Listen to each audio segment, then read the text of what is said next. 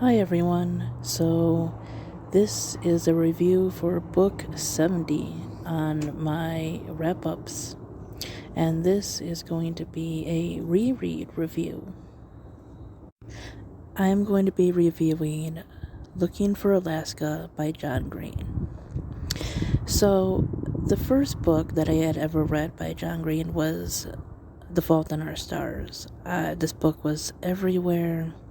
And I seen it in a Walmart and I decided to buy it literally based off the synopsis and reviews. So I didn't read any passages, chapters, etc. I just kind of bought it based on what I knew. And I loved it. After that, I read Turtles All the Way Down, which at that point was his newest book at that point. And, I liked it.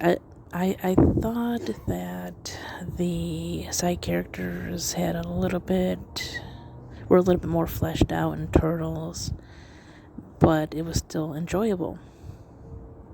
So then I decided to read Looking for Alaska, which is his first novel, or his first published novel at least. And if you've watched my review and some of my other videos from like around 2018, you will know that I didn't care for it all that much. I didn't understand the obsession with the book that the character that the book is titled after. Once again, much like Turtles, I thought that the side characters were a little bit more enjoyable, but now it's 2022. I've heard people talk about what they liked about the book, and since I had reread Paper Towns, I decided that I should give Looking for Alaska a second chance. So, it is the synopsis, that draws you in with the two words before and after. Especially the after part where it says nothing is the same, right? So you kind of want to know why. And I didn't get it at first. But upon rereading, I have realized that I have done something that I get mad at a lot of other people for. And that's reading YA, young adult, and acting surprised when characters make certain decisions, or they, act like, teenagers. I see this with a lot of books, especially with older readers, sometimes younger ones, but mostly older readers, and I've done it myself, apparently. A lot of them will kind of expect these characters to act like what I feel is an adult, right? Because certain decisions, like life-altering decisions, big emotional decisions, those are hard for adults. And people expecting teenagers to have it all figured out, and I would have done this and I would have, but you're also looking at it from an adult perspective, right? Like if you read it when you were younger, you might have a different perspective, and I've noticed that with my reading, right? Perspective changes. There's also perspectives that you may have not realized the first time you've read things. So to say, I know what I would have done, I wouldn't have done this, you really don't know, unless you've been through it. You don't know.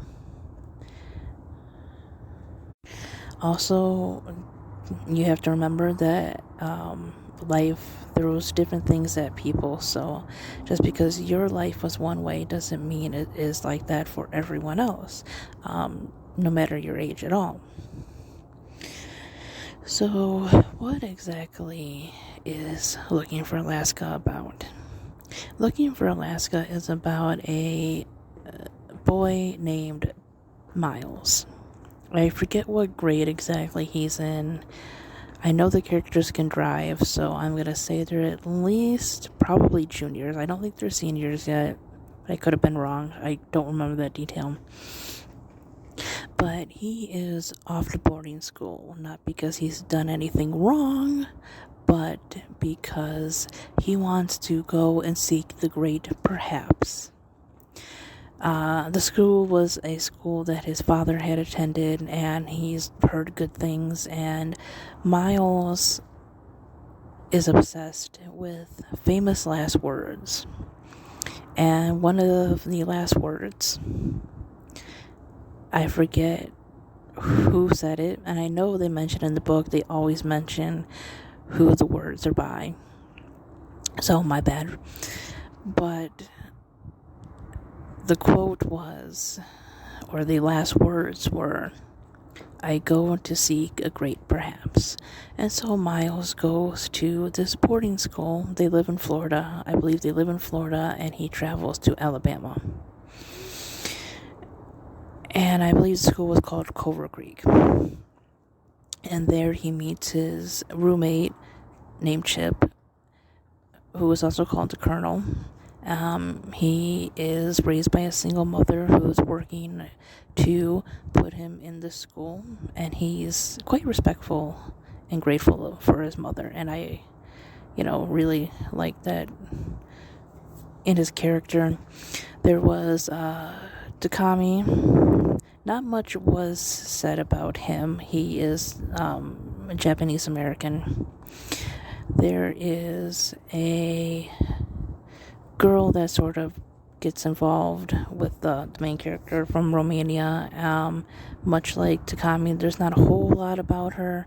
Her name is Lara, and she came from Romania, and we do know that she had to grow up fast in a way because she was basically a translator for her parents, and she had to learn about taxes and all that stuff. So there's some slight interesting backstories on some people.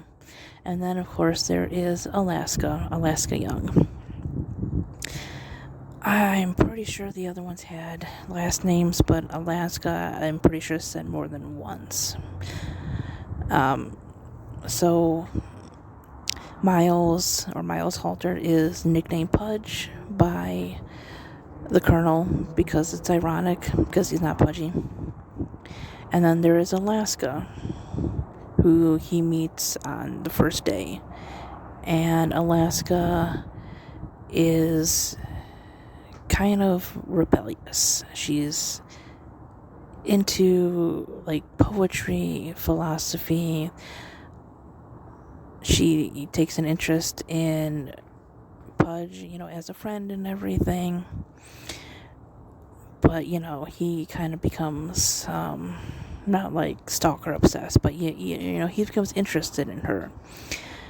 And the story basically is about their time at school and his feelings for Alaska. She has a boyfriend, but,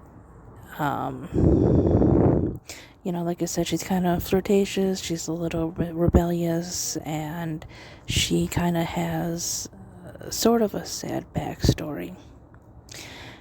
And basically, the purpose, or what I believe the purpose of this book is to kind of dismantle and dissect, look at the manic pixie dream girl trope. I was going to say post, I don't know why, but trope. And basically what that is a female character that exists solely to better the life of the male character. And the thing about it is I don't think it's wrong to like a girl that is, unique, kind of quirky, full of life, bubbly. And there's nothing wrong with her introducing you to other things, new ways of life, right? There's nothing wrong with that. But much like every other person, you need to remember, and I suppose women can do this too, and there can be female characters, but it seems mostly done with women. You have to remember that there is more to their story than what you've attached yourself to, what attracted you to them, and not just physically, but mentally and everything. People have stories, they have dark sides, they are human, they mess up, sometimes they mess up pretty bad, and the book just deals with regret, knowing who a person is, grief, forgiveness, not knowing the answer to everything, and accepting that you may never know. And you can love a person for who they are, or who you thought they are, but understand there's much more to a person than you know. Everyone goes through things, everyone loves things, hates things, everyone carries something with them. There is a YouTuber called The Gothic Alice who did a really good video on like idol culture and stuff like that, where people like build up other people, especially like celebrities, like people that they like, celebrities, etc. But it was mainly about celebrities. That how they build people up to where they're barely seen as human anymore, and it's like outrageous to people, the idea of celebrities, people they look up to, making any kind of mistakes. And while nobody's famous in this book, I think that, like I said, that is the basic idea of it, is that people are not perfect. They could be perfect in your eyes. And when you really care about somebody, they are, right? But you also have to remember that they are human beings. And yeah, that's about it. That is my review for Looking for Alaska. I liked it a lot more this time around because I kind of got past the dramatic characters and understood, why they acted the way they did. And yeah, I think this is probably going to be a favorite book of mine. Anyways, thanks for watching, guys. This is like a 13-minute video. Sorry it's so long. Bye-bye.